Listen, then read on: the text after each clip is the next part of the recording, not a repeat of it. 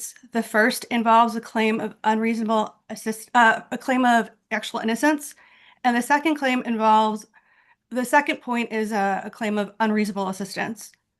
Turning to my first point, in Ortiz, the Illinois Supreme Court adopted a balancing test, which trial courts must follow to determine whether newly discovered evidence would have been likely to produce a new result on retrial.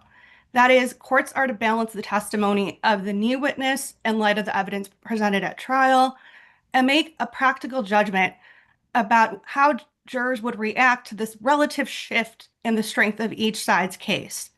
Here, the trial court committed manifest error because it did not conduct this balancing test. Instead, the court considered Joseph Horton's testimony in isolation and made credibility determinations based on a misapprehension of the strength of the trial evidence. So when you're, I guess I'd like to focus on this point for a minute or so. Sure. You argued that the trial court misapplied the standard for evaluating the actual innocence claim and made definitive rulings regarding witness credibility.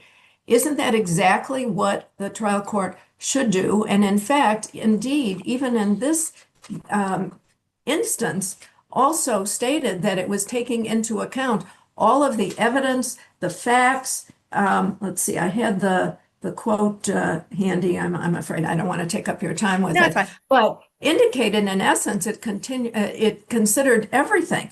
So what specifically do you think the trial court got wrong here? Yes, what the trial court got wrong is the court applied more of a total vindication or exoneration standard that's incompatible with Coleman. And the reason we say this is if you look at the dismissal order, the language that she used in the dismissal order, she said relevant but not merely enough to meet the defendant's burden. It falls short and it cannot overcome the overwhelming evidence. And she cites to the direct appeal decision on that. But the appellate court in the direct appeal did not specifically say the evidence was overwhelming. It said there was no prejudice, and in its assessment of the facts or summary of the facts, it pointed out to weaknesses in the state's case, which shows that Horton's testimony, which would have corroborated Fowler's testimony that he was not the shooter. There's no evidence of that. That his testimony, besides any deficiencies he had, might have tilted this balance in favor of Mr. Fowler. And again, this standard that was applied is inconsistent with Coleman, and Coleman following Coleman, it's held that Horton's testimony need not be so credible to completely exonerate Fowler. Rather, the question before the court was whether Horton's testimony was of sufficient weight that it warranted submission to the jury for consideration against the state's evidence. Who's going to determine that? Are we not talking really here about semantics? Whether the jury would be convinced? I mean, the trial court has to make that decision. And in essence, in order to do that, has to decide whether he's credible or not. So I think we're talking about one and the same thing, counsel. Well, and that's the thing that when she considered the evidence in isolation, she did not give the proper credibility determinations to Mr. Horton. It's undisputed he was there. He's listed in a police report. But she didn't consider it in isolation. As I said, I don't have the quote right at my fingertips, but it was pretty clear, and it is in her, well, here it is. In its order, the court confirmed a review, and the quote is, the entirety of the evidence, file, pleadings, appellate history, and arguments. So she indicated she considered the entirety of the evidence. So I'm not sure where you're going with that. If you have another point to make, go ahead. Would you want me to move to the unreasonable assistance? No, I mean, Okay. You can certainly continue on. I'm just misunderstood. If you wish. Yes. Right. Go ahead. Yes, I'm sorry. I misunderstood. The thing is that she took, the problem was that she considered Horton's credibility as to the ultimate issue, and that's something that's for the jury to decide. So essentially, the court essentially uh, took over the place of the fact finder.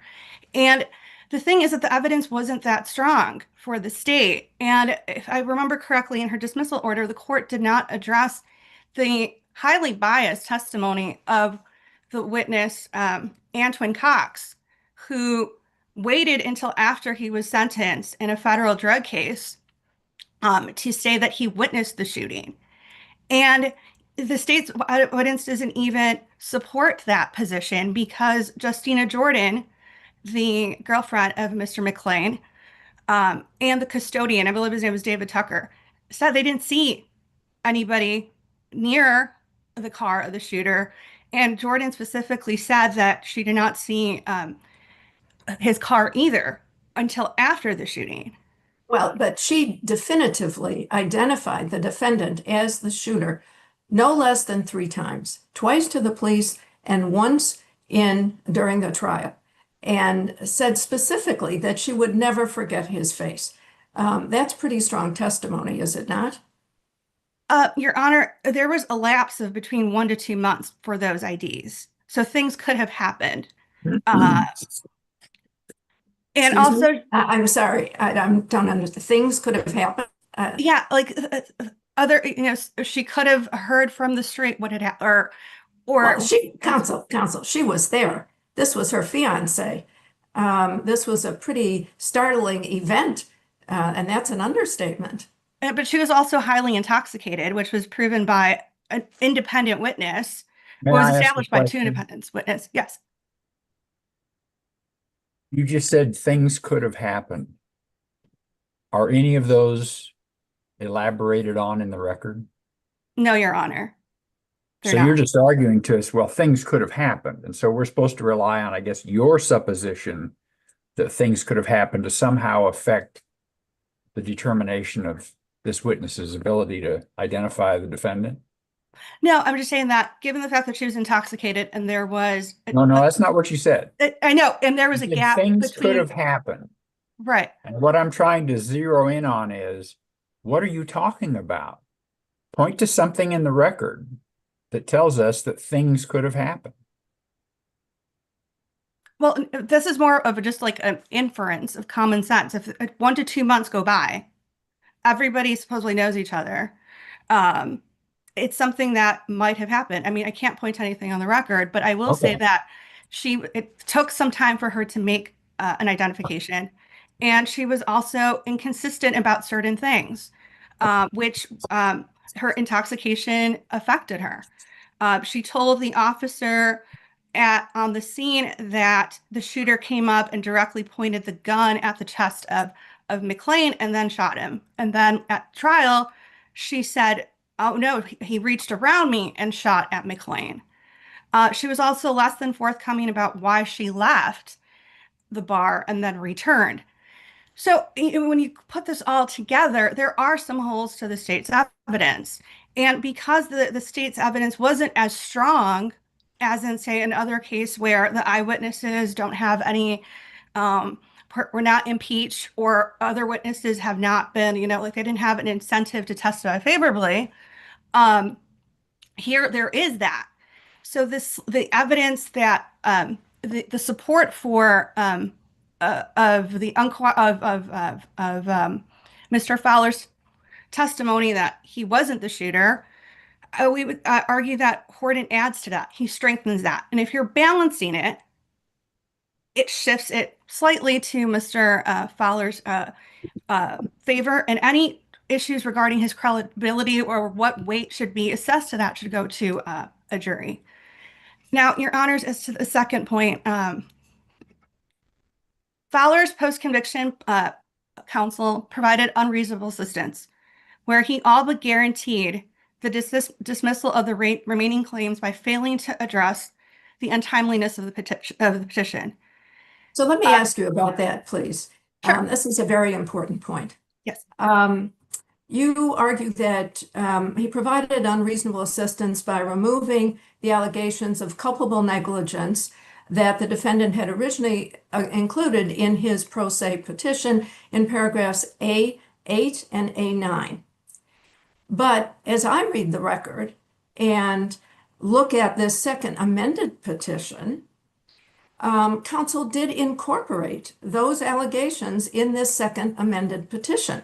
If we look at page 622 of the record, the common law record, he wrote that this includes herein as though set forth verbatim paragraph A of his pro se petition regarding the historical facts of the proceedings, starting with the jury verdict.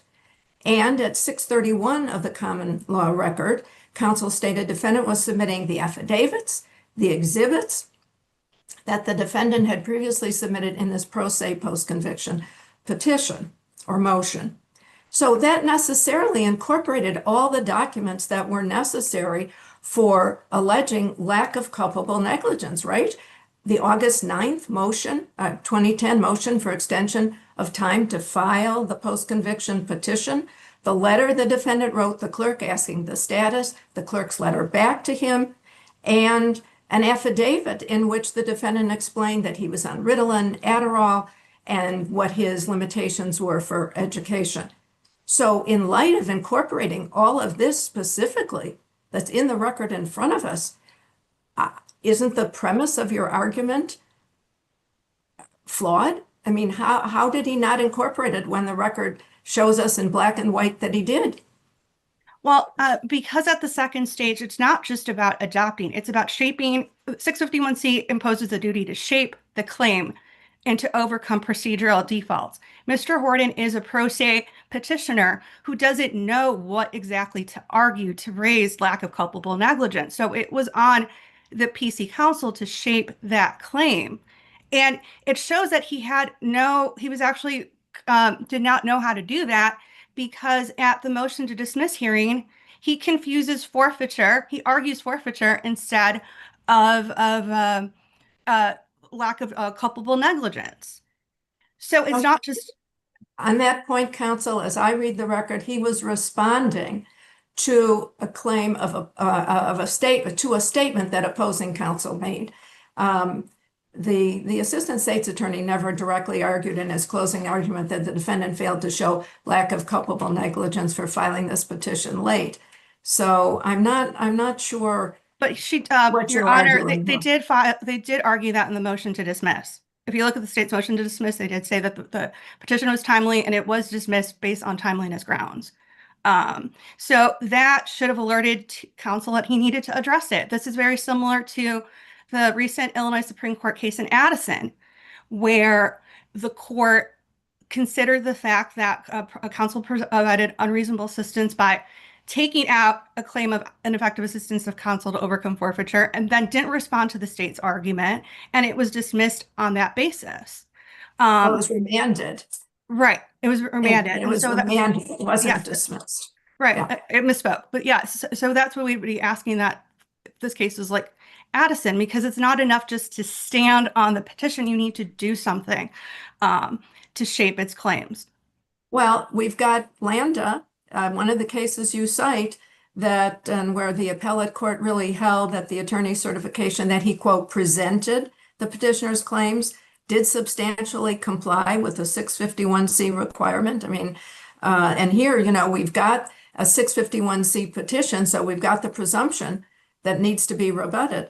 But how is this any different? How's Landa any different from what counsel certified here in this case, that he included defendant's fundamental claims and that he added another claim?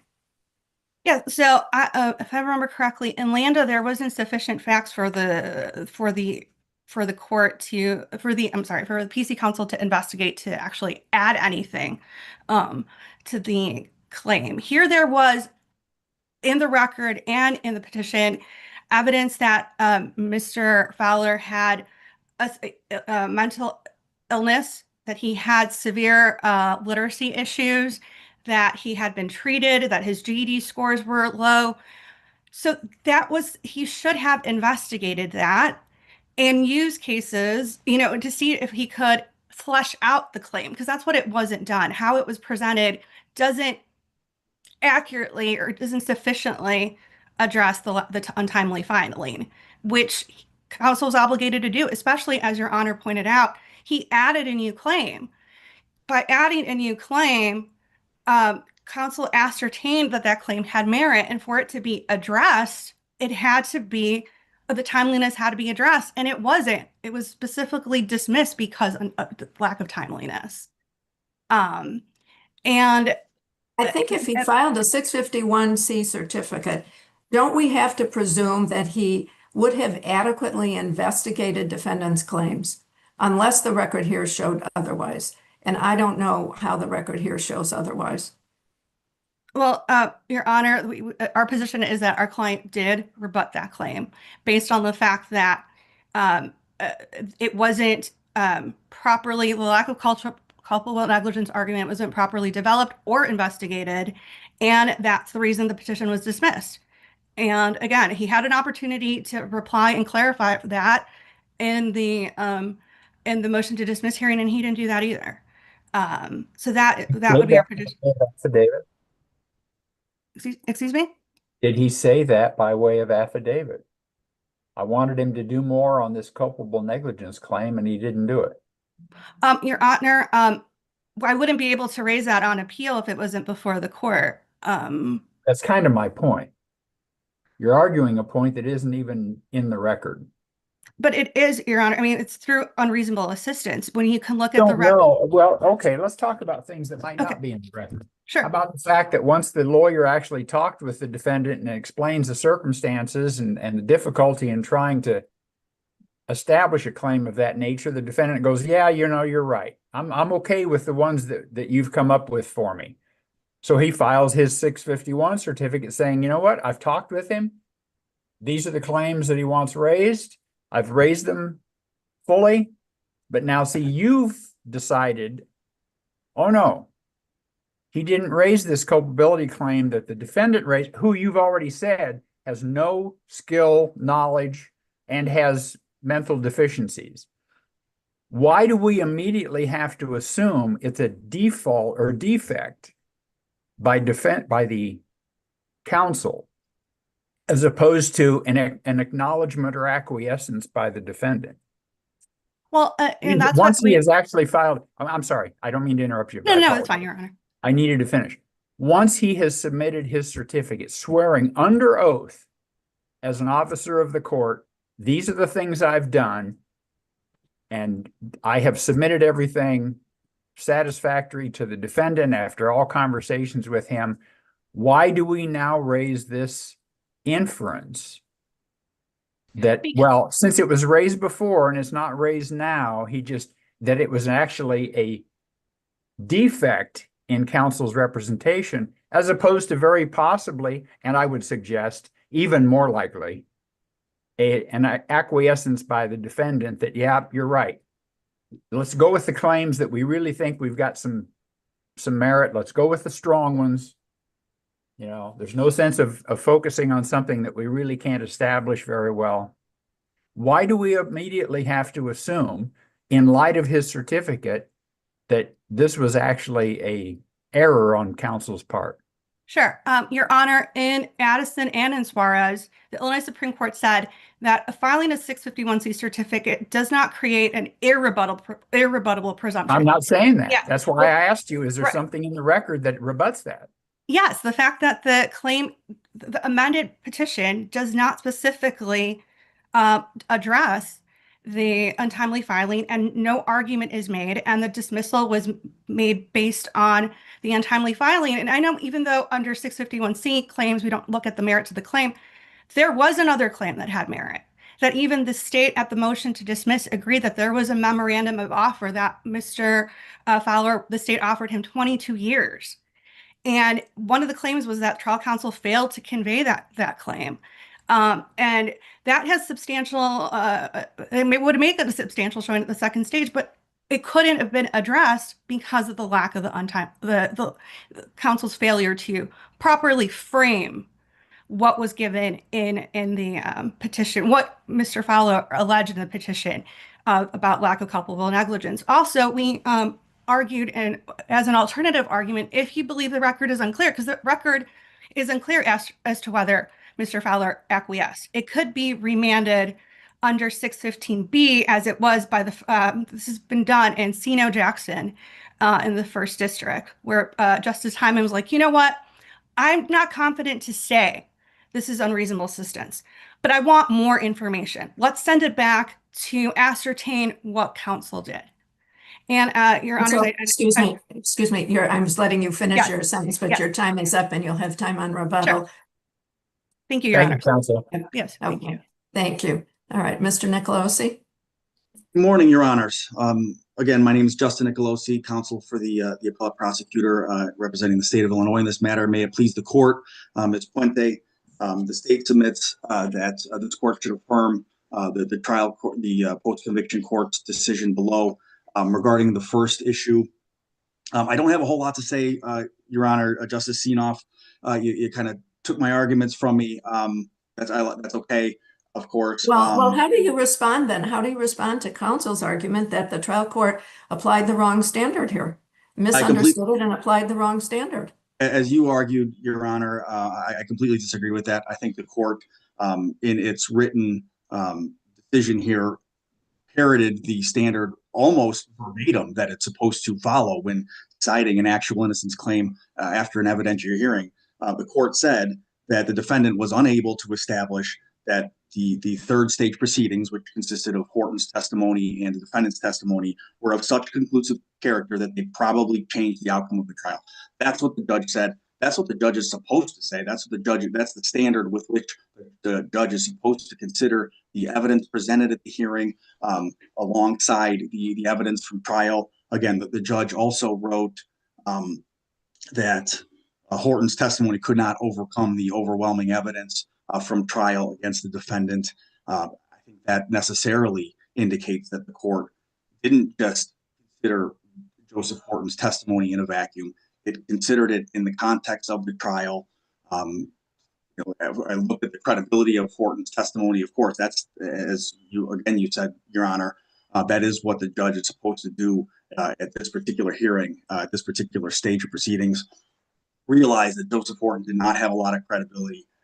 The differences between Horton's affidavit and his testimony were pretty stark. Saying in the affidavit, defendant was in the car, and then in testimony, saying defendant was out of the car. And there's other things, of course, I wrote in my brief that large holes in Mr. Horton's credibility. That was, of course, the judge was supposed to consider that. And the fact that, and as I wrote in my brief, if there were, let's just say, a trial down the road, Mr. Horton's recollection is not going to get any better. Again, and as I argued in my brief, and this case has been up on appeal several times, the merits of the trial, the evidence, the strength of the evidence has been considered. As I argued in my brief, this was strong evidence against the defendant. Mr. Cox and Ms. Jordan's testimony was very strong. And I think the court not only used the correct standard as evidenced by her written order, but that finding was not against the manifest weight of the evidence here. Well, one of the issues obviously is whether this was newly discovered, Horton's was newly discovered testimony, and the defendant testified at the hearing that he didn't know before 2019 that Horton claimed to have witnessed the shooting. And so why isn't this defendant's testimony sufficient to show that Horton's testimony would not have been discovered earlier through due diligence? Your Honor, I did make the argument in my brief that this wasn't newly discovered. I figured it was worth pointing out that the defendant knew this Horton was at the club. He knew he was there at night. He provided his name to police later. So he mentioned, I think at the hearing, that he attempted to contact Joseph Horton but was unable to, and I think that was basically the foundation for why the court a few years ago, when this case was up, found that this was newly discovered evidence. I was just pointing out that the fact that the defendant was there, I don't know if he necessarily presented or gave sufficient evidence of his efforts to contact Joseph Horton, despite knowing he was there, despite knowing him for many, many years. I thought it was just worth pointing out. I'm not staking my claim to that, but I think it is worth pointing out that there wasn't sufficient. Perhaps the defendant didn't do all that he could do to contact somebody who he knew was there, could have possibly had information, and presented this before he ran into Horton in jail in 2019.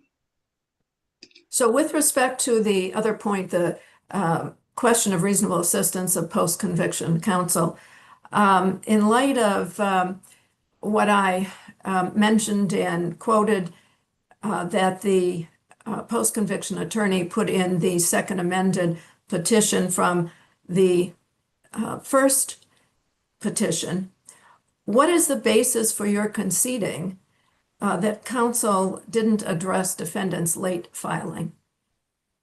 Yes, Your Honor, I appreciate you making that point. I overlooked that in my brief, that the defendant, or that counsel had referred to the defendant's pro se petition regarding paragraph A.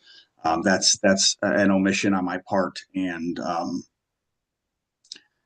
so you're rescinding your concession at this time? Well, I understand that the judges, this court can look at the record and consider what post-conviction counsel put into his petition, and ignore my failure to observe that the court did, or that post-conviction counsel did refer to that particular part of the pro se petition. So I would like this court to consider this a rescinding of my position. My brief was focusing on other arguments of that, trying to justify counsel's inability to not outright allege that the defendant's failure to file was not due to his culpable negligence, and yeah, that's an omission on my part, Your Honor, and I regret not pointing out that particular paragraph in the conviction petition. Okay, I have another question. In analyzing whether post-conviction counsel actually did provide reasonable assistance, you emphasize in your brief that the record does not support a meritorious claim that the defendant lacked culpable negligence for the late filing. But if we look at Addison, People versus Addison, and the holding there, in which the Supreme Court did remand the case for a second stage, or for further second stage proceedings without looking at the merits, how is that consistent with the holding in Addison and what that tells us, and the reference in Addison to Suarez? Your Honor, regarding Suarez and Addison, I think the case that I've cited is Profit, and it distinguished Suarez specifically regarding the looking at the merits of the underlying claim. In Profit, it distinguished Suarez because there was no 651C certificate filed in Suarez. In our case, and in Profit, there was a 651C certificate, which created that rebuttable presumption. That's why Profit, and again, I focused on Profit in my case because I think it's the most analogous to our particular case, because there was a 651C certificate filed. Therefore, the Profit Court, the First District, distinguished Suarez, said it could look and determine the merits of a defendant's claims that he was not culpable negligent, and that's why I think in this case, again, we had a certificate that distinguishes our case from Addison Suarez, because I think there is a line of cases where you can look at the underlying merits. I discussed the merits in my brief at length. So I think, Your Honor, that's where I would lie on the distinguishing Suarez Addison versus and to a lesser extent Perkins, which is also a Supreme Court case, which I did. How do you respond to opposing counsel's point and argument that counsel here, post-conviction counsel, was required to do more than merely incorporate the allegations from the pro se petition and the second petition, and to, quote, shape an argument and make an argument for the defendant here. How do you respond to that? Do you agree? No, Your Honor, I don't agree that the council was required to do more. Why not? Council, because I believe in counsel's certificate, counsel contended that he went through the record, he considered all of the documentation, he discussed with defendant through letters, and he put defendant's main three arguments that were in his pro se petition, in his amended petition. He even added a conflict issue. I think based on law that establishes the defendant doesn't, or that counsel does not need to parrot the language of 651C. He does, that's not a requirement.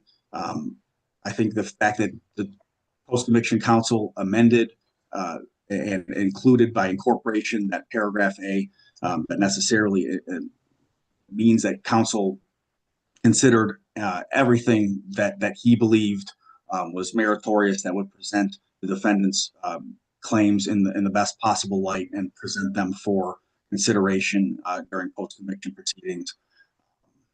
And I think post-conviction counsel satisfied the rule in this case. Opposing counsel argued that post-conviction counsel here confused the concepts of forfeiture and lack of culpable negligence. Do you agree? Honestly, I didn't research for this particular argument, that particular part of what counsel said. So I'm not going to take another stand on that at this point, Your Honor, because I don't remember specifically what he said. I was, for my preparation, I was focusing on different parts of my brief, my argument, and I can't. Thank you for letting us know. I apologize. I did not focus on, I did not go back and reread what counsel said at the hearing, so I'm not well versed at that, on that at this moment.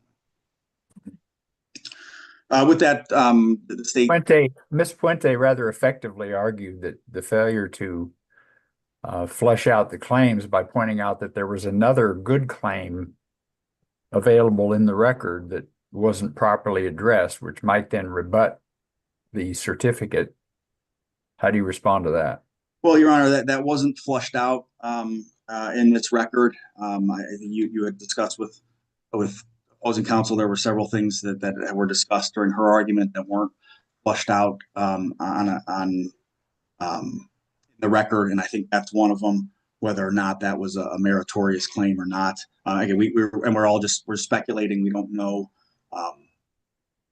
what counsel thought about that particular argument, and we're all kind of just guessing as to whether or not that was meritorious, and we're all just speculating as to what counsel thought of that, and whether or not that was something that needed to be forward. If there are any other questions, I'd be happy to answer them. But with that, the state submits that this court should affirm the dismissal of the denial of defendant's post-conviction. Thank you. Justice Dearman, anything further? No, thank you. Justice Vancel? Nothing. Thank you. Ms. Puente, you may begin your rebuttal argument. Yes, Your Honor. Thank you. As to point one, just want to briefly highlight that the appellate court previously found that Horton's affidavit and the petition made a substantial showing of actual innocence, given that it contradicted the state's testimony. At the hearing, the Horton's testimony. I apologize. Would you repeat what you just said? I'm sorry. I'm not sure I followed it. Yeah, sure. The appellate court had previously found that Mr. Horton's affidavit and the claim in the petition met the second stage burden, which was that it made a substantial showing of actual innocence. While at the hearing, Horton made a substantial showing because it contradicted the trial evidence. At the hearing, while Mr. Horton did not, there was issues with his testimony. I mean, he had discrepancies as to who was in the car, if Fowler was in the car or not, the description of the shooter, as well as, I believe, the name of the club. But those are all discrepancies that are easily explained. I mean, who remembers the name of the club or a bar that you were at 20 years ago? And he was so focused on the weapon that that could have affected his ability to perceive the other issues. And these are all minor discrepancies. And when balanced against the trial evidence, where the state also had their eyewitnesses had deficient discrepancies, there could have been, if a jury heard Horton's testimony, there could have been a different result on retrial. As to Counsel, but the test is not could have been, it's a more of a probability Right. that it would, Yes. correct? Yes, yes, yes. It was just a misstatement on my part. I'm sorry, Your Honor. Okay. As to the second unreasonable assistance claim, Addison clearly stated that whether you consider the merits of an underlying claim, it doesn't hinge on whether counsel filed a 651C certificate or not. The counsel is still obligated to comply with 651C, and you look to the record to rebut that presumption. Later in Huff, the court also said a post-conviction counsel cannot merely just stand on a filing. If he believes it has merit, he has to shape the claims, and that was not done here. And I wanted to Excuse me. So what should have been, how would he have shaped the claims? What are you referring to specifically? Beyond Sure. what we saw that was incorporated, that the defendant himself said regarding his own limitations, et cetera, what more should have been added to meet the criteria of, quote, shaping the claim? Right. He could have requested medical records, school records. Those were identified also in the PSI, the GED scores. He mentioned something else about Mr. Fowler mentioned about lockdowns. He could have verified if a lockdown had affected him closer to the date of when he was supposed to file. So just investigate. And if he investigated and realized, you know what, I can't do anything with this, fine, but make a record of that. But we there's just nothing here to say what he did, and it's not a strategical decision where one claim had substantial merit, and by him raising a second claim, I believe it was a conflict of counsel claim. Counsel was saying that, I do believe this claim is meritorious as an officer of the court, and if I'm going to include that, I have to make sure that I address any procedural bars. And the fact that he filed the 651C, I want to talk just briefly about the timing of it. The 651C, just because he filed a 651C doesn't forgive or somehow allow post-conviction counsel to then later not address a claim that's raised in a motion to dismiss. Because usually the 651C is filed before that. And that's where, in the motion to dismiss, that's where the timeliness came up by the state. And even when he was alerted to that, counsel did not address that. If you have no further questions, Your Honors.